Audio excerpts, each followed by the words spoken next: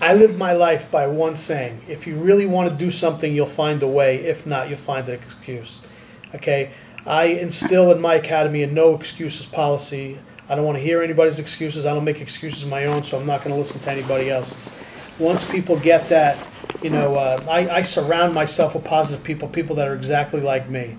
Okay, you know, if somebody who's like messing around with their life or doing the wrong thing, it's a very simple thing, direct line between right and wrong, and I try to be as good as I possibly can, and you know, and follow what I believe, and you know, everything else just falls into place from there.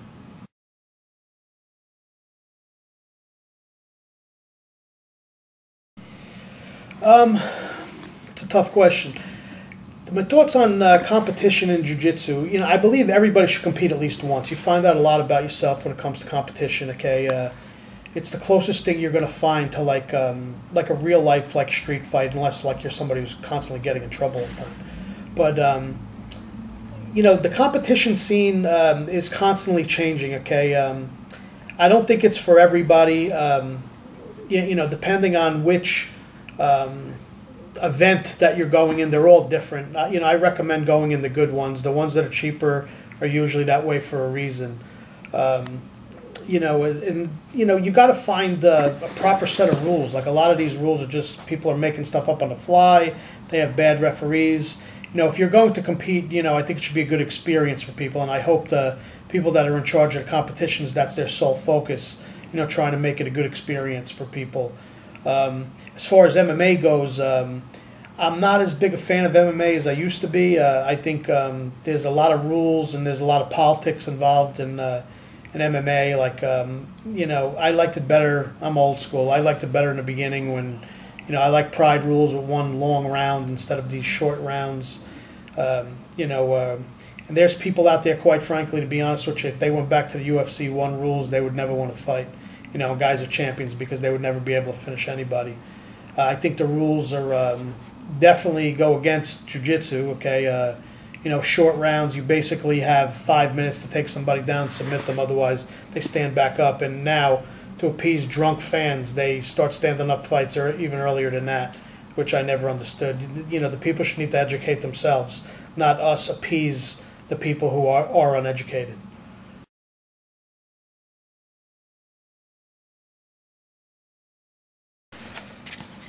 Another tough question. I look for something different in everybody. It goes really by the person.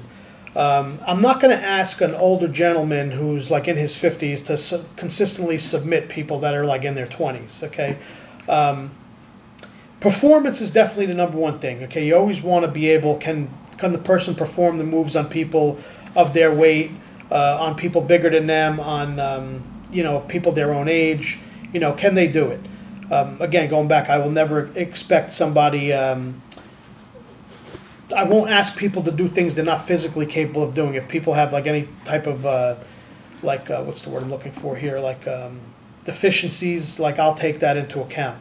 Okay, somebody who's, I'm asking people for their best. If you're giving me their best, you're going to move on. The number one thing is you have to come to class. If you're not coming to class, it's very hard to get promoted from me anyway. I don't put a lot of stock on promotion and belt rank because I really believe that jiu-jitsu is a lifelong journey and that you know, you're going to learn the most at black belt, you know, so like I don't really put like a lot of stock in like the lower belts. You know, I know a lot of people, that's how they look at their progress, but they shouldn't. You know, like I said, I would hope all my students realize they're on a lifelong journey, and you know, you're gonna have setbacks, you're gonna have highs, you're gonna have lows, and you know, when you look back, you know, as you start moving up, you start to learn a lot more about yourself and jiu-jitsu as an art than just like physical moves and like the physical aspect of jiu-jitsu.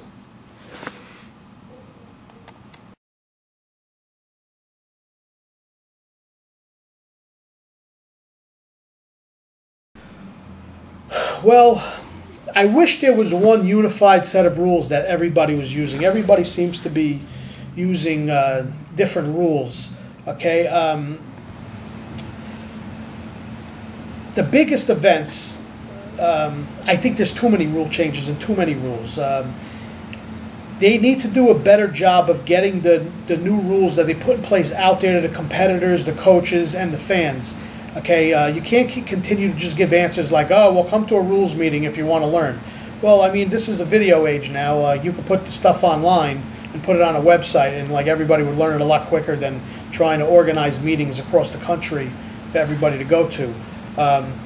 If it were up to me, and I would hope that they would get the heads of all the big teams, like Gracie Barra, Gracie Humata, Atos, Lovato Jiu-Jitsu, all the big teams that are consistently Alliance, all the teams that are consistently placing, and asked the leaders of those things for their ideas. They probably have the best ideas. Me personally, I would do away with all advantages. I think advantages are ruining the sport.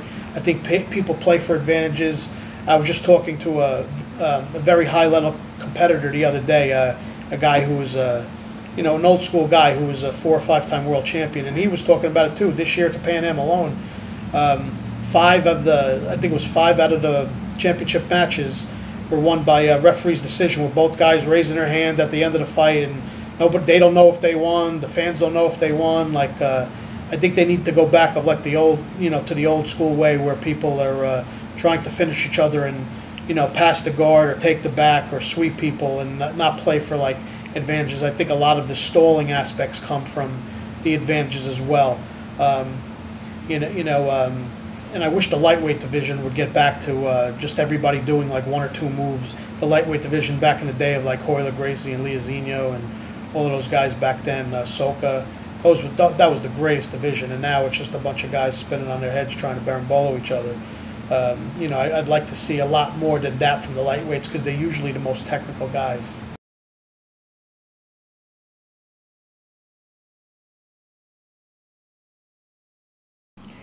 Well, first off, let me just say I don't think there's enough schools across the country now that are showing self-defense in their classes. Okay, you need to show more than sport jiu-jitsu techniques. Okay, you need to get back to your roots. Jiu-jitsu is a self-defense art. That's the way it was created, and we need to get back to that. To answer the question, I'm old school. I've seen all the hot guards come and go: half guard, butterfly guard, rubber guard, 50-50 guard, X guard, every guard that has come into play. What happens is usually people figure out a couple of things, and then those hot times turn into like a couple of very good sweeps. Come off of that. I don't think a lot of these things, the new focus, is going to help people in MMA, or if they actually got in a fight. There's too much open guard now in the sport jiu-jitsu, okay, and that's why a lot of the guys have trouble when they start going to MMA, okay, because you need to have more closure there, okay. You need to control your opponent better. It's not about an open guard. You're going to get hit more. One thing that bothers me a lot is when I start to see, I go to watch my guys in competition, and I see white belts and blue belts, try and berimbolo. These are advanced techniques. Like, you guys really need to learn so many different aspects of the guard before you get there. I'd like to see, there's so many guys now that are just trying to mimic like a couple of the good lightweights. Everybody's body type is different. You need to be able to be a good fighter. You need to be able to close distance and clinch. If you cannot do that and you cannot create pressure when you're on top of people, okay, you're going to have problems.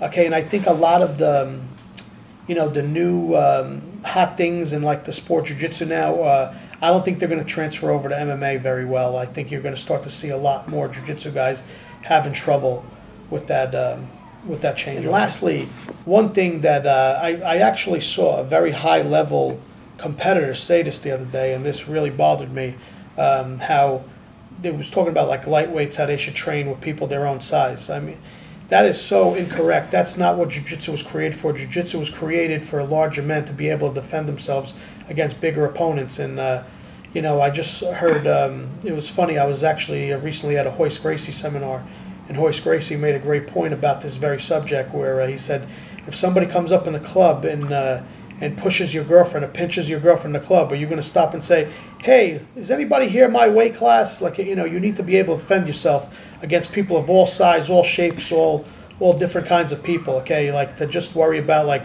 who's in your weight class, you're really missing the whole point of jiu-jitsu.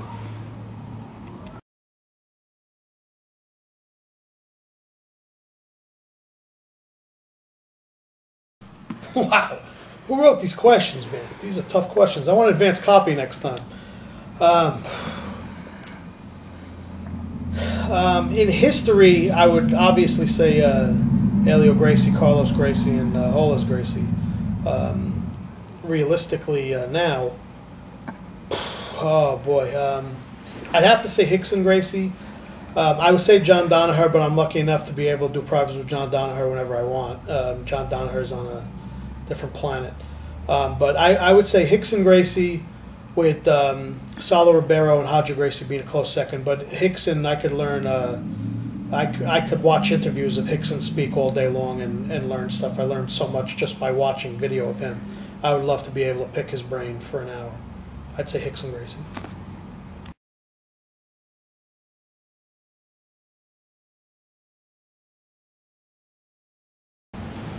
Wow, that's a tough question.